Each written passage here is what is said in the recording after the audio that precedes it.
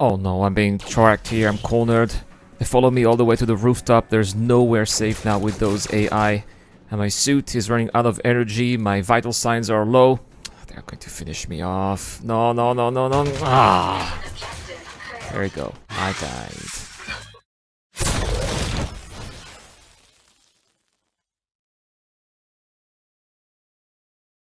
Hello everyone and welcome to the channel. It's the Eradicator here, and in this video we're going to talk about Elite Dangerous Odyssey. I am having a blast in that alpha here where we're doing a lot of FPS action and of course, as far as I'm concerned, a lot of FPS combat too. So I noticed that the best way to get more familiar with how FPS combat works in Elite Dangerous is by going through Frontline Solutions. I always call them Frontier, Frontline Solutions.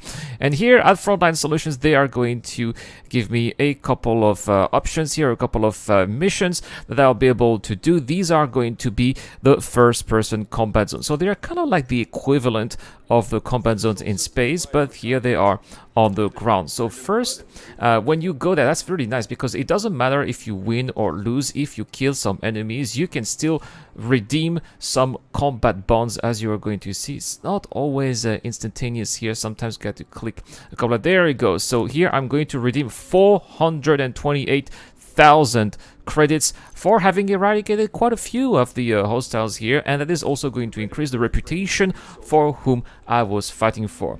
Now next you are going to manage your enlistment right here, which is where you will have access to the various combat zones, which you can see on the map, the little combat icon in orange here, those orange squares. So you need to click on one of them, and these are going to be the different combat zones in the particular system I am here. So you have three different types of intensity: low, medium, and high. I would recommend you start with low at the beginning. So how does that change? Well, the difference between low, medium, and high is not necessarily the amount of NPCs. They're pretty much the same, but it's more like their skill. Low intensity are going to have noob NPCs who are not going to have so much armor. They are not going to be very good at aiming, and they are not going to be very good at what they do in general. Then you have mediums, which is going to be with NPCs that are going to be a little bit harder to kill. And then you have high intensity, which is going to feature the elite NPCs, level 4, level 5, and these guys are tough. I've been eradicated so many times by them. They travel in pack and they do not miss you when they shoot. And it's great that these NPCs have different types of level. It's also a good way for you to train, get better, hone your skills. So then once you enlist here, you're gonna have to go to the shuttle via the elevator, and the shuttle is going to just take you to the combat zone. You have to do nothing but wait until you get to your destination. And going to your destination may take time depending on your star system. Of course, if you are in a star system with multiple stars and the next star is several thousand light seconds away, it's going to take longer than if the next planet we're going to is just a couple of light seconds away. But as you get closer to your destination, your dropship is going to open here, and you are going to be dropped here from the jump seat. And looks like there you go, already an AI. As you can see, the blue bar was the shields, and then there's another green bar which is the health of the players. Now of course in Elite Dangerous, not just ships but also infantry units do have shields, and you are going to have to manage your weapons in order to be effective. You're going to need energy weapons to take down the shields effectively like this, and once the shields are off, take your ballistic gun like this, and then there you go, eradicate them.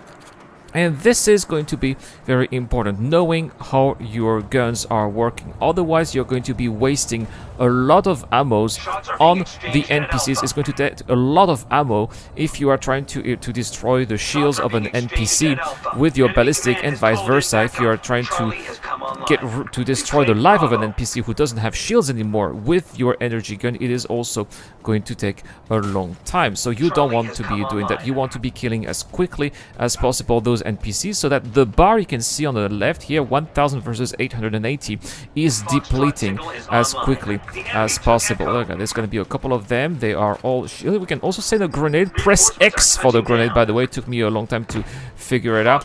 The grenades are going to be also effective at removing the shields. You can see also the NPCs do not have all the same guns. This NPC here that we are fighting has actually a shotgun, and the shotgun is doing a bit of both damage here. It can do energy and physical damage too, but it is going to be effective at short range, but not so much at long range, which is what the kind of fight that we were having here.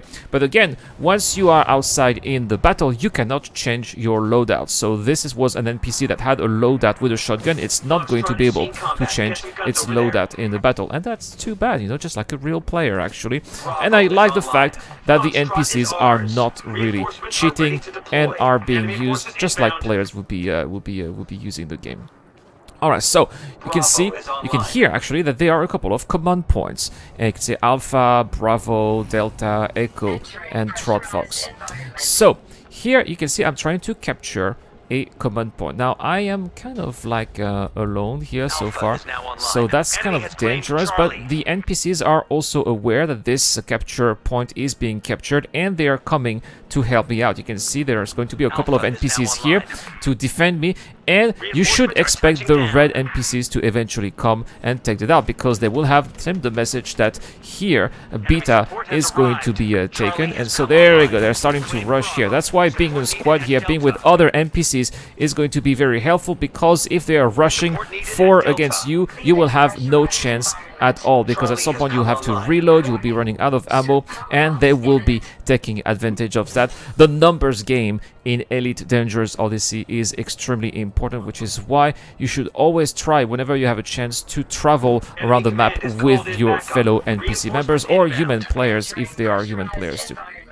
Now I'm having a problem here. You can see that I'm losing some energy. I only have 10% of energy in my suit here. Now be careful of the fire. I'm looking for a place where I can recharge the energy, but I have not found. I know that there's an icon here. I just don't know where it is. Is it on the rooftop, on the basement? What is that here? This needs to be hacked. No, it's not it.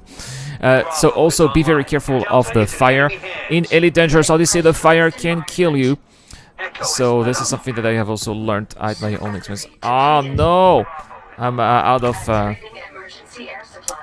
energy.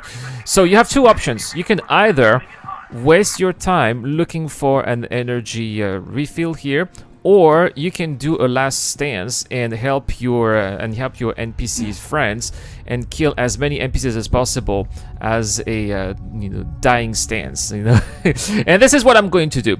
I've decided that I've wasted enough time looking for energy. I'm just going to kill as many NPCs as possible, which is hopefully going to be very useful for my team, and then eventually I will die and I will respawn, hopefully having given my team a significant advantage. And that's what I'm trying to do here. We're still winning 500 points to 340. Things are looking very good for my team. I'm trying not to get shot here, while at the same time getting some really decent. There we go. His shields are almost depleted. Taking the ballistic. Oh no, out of ammo. His shields is recharging, as you see, and he killed me. It's okay. It's okay. I think that I was more useful alive and dead now, rather than alive and wasting time looking for some energy. But that's because I was not very careful and I did not look for the energy refiller on time. Yes, I would suggest that you start doing that when your battery is about 40%. The battery of your suit is about 40%. So when you die, the game is not over. When you are in the combat zone, you respawn in a gunship like this, which I think is a very nice touch, because sometimes travel times can be very long, they can be very tedious, and this is something that Frontier is very aware of. And they know that there are people like me who just want to have some hot action. And even though it's not realistic, obviously, right, because if you die, you should not be respawning in real life. But in the end, it's good to see that Frontier is acknowledging that this is not real life, this is a video game, and when you are playing a game, you want to be entertained. And jumping straight back into the action is definitely entertaining. Alright, so here's what's going on. We've got 360 points, and the enemy has used their last dropship. You can see they have 0 points here. This is their last dropship, meaning that they have 10 NPCs in their team, and these are going to be the last NPCs. They are here at Bravo, which we'll try to recapture. And it looks like they are grouping here, trying to defend. Of course, our team here is going to swarm towards that capture point, and we will be destroying them in order to win the battle. The more we kill them, the closer we get towards the victory. There's going to be a couple of them here. A grenade. A couple of grenades are going to be very helpful here. So what's going on? See, they lost a couple of shields at the same time. Shield levels have depleted. This guy here has no more shield. I'll finish him off with the ballistics. I also have a little gun here that I can use as ballistics. Oh no, his armor came back. I was cornered here. All the NPCs come here together. I have to run and find a better position in order to shoot at them. Look at that, my fellow NPC friend threw a grenade as well and heavily participated in the destruction of that NPCs. Got some extra reinforcements coming in. Things are looking very good for us. Just 6 NPCs to go. There you go, just 5 now. Oh, he's not dead? Yes, he is. Oh yeah, he's not dead. He was running away. There you go. Now she should be dead. This is really intense. Taking cover in Elite Dangerous Odyssey is extremely important. Because as I said, those NPCs are quite accurate. They are dangerous. They fight in packs. And sometimes hiding to see until they stop firing, because they have to reload eventually. They don't have infinite weapons or ballistics. They have to reload. So hiding until they finally do that is going to help you a lot. Well, this one here, we're going to finish him off with the ballistic as well. Oh no! Well, he's running away and hiding, but we have 110 points to 0. Only 2 NPCs left. We still have 20 with if we include the next reinforcement dropship. Let's see what it can be. We can definitely hear gunfights. He's hiding down there. This is the last one. He's hiding in the building here. Oh well, he died. And there we have it, guys. Victory. Your team is victorious, and that is going to get me 120,000 credits plus all the combat bonds that I'll be claiming. I'm pretty sure I'm going to have several 100,000 credits of combat bonds. This was a very profitable and exciting operation, and I hope that you also enjoyed this video, guys. That's it for this video. I'll be live streaming on Twitch, Elite Dangerous Odyssey, so if you want to see some live action with me, the link to my Twitch channel is in the description down below. I'll see you guys tomorrow for more content on the channel. This is the Eradicator. I'll see you guys later. This video is brought to you by the people who support this channel on Patreon and via the join button as well. Supporters of the channel get access to lots of cool perks, such as access to my private Discord, your question answered in the show, you get to know when I'm going to play, and also you get to have a chance to influence the editorial line of the channel. Any help is appreciated, starts at just $1 a month. Thank you very much for watching. This is the Eradicator, and I'll see you guys later.